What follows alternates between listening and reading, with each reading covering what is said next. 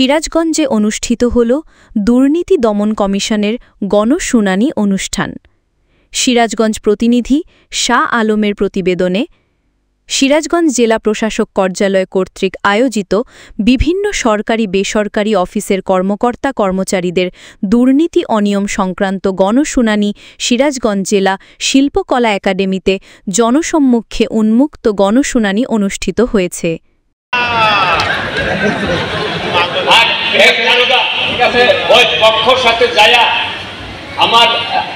আমি কেস দিলাম, আমার তদন্ত না করে আচ্ছা আমরা দারোগা সাহেবকে খুব করে বকা দিয়ে দিচ্ছি।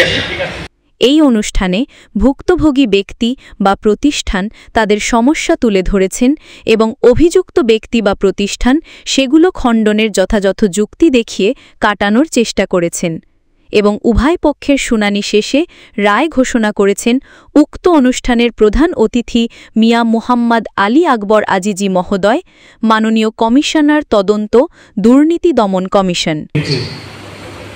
সেবাগ্রহীতাগণ তাদের অধিকার নেয়ার জন্য বিভিন্ন সরকারি দপ্তরে গিয়ে কোনো না কোনো কারণে তারা অসঙ্গতির সম্মুখীন হয়েছেন। আর সেবাদাতাগণ তাদেরও পক্ষে যথেষ্ট বলবার রয়েছে যে তার দাবির সমর্থনে এইটা ছিল না ঠিক, ওইটা ভুল ছিল। হ্যাঁ, সবই ঠিক আছে, কিন্তু সমাধান তো দিতে হবে। সমাধান দেওয়ার জন্য যে এফার্ট দেওয়া উচিত ছিল সেটা সেবাদাতা হিসেবে আমি দিই না। আর না দেওয়ার কারণে পুঞ্জীকৃত অভিমান, পুঞ্জীকৃত অভিযোগ অপেক্ষমান ছিল। আর সেই ফল এখন দৌড় করে যখন জেলা প্রশাসকের কাছে জমা পড়েছে গত কদিন ধরে, আমি অমুক দপ্তর থেকে এই সেবাটা পেতে আইনগতভাবে আমি অধিকার রাখি, কিন্তু আমাকে বঞ্চিত করা হচ্ছে, অথবা আমি সময় মতো আমার কাঙ্ক্ষিত সেবা পাচ্ছি না। এগুলো কি দুর্নীতি?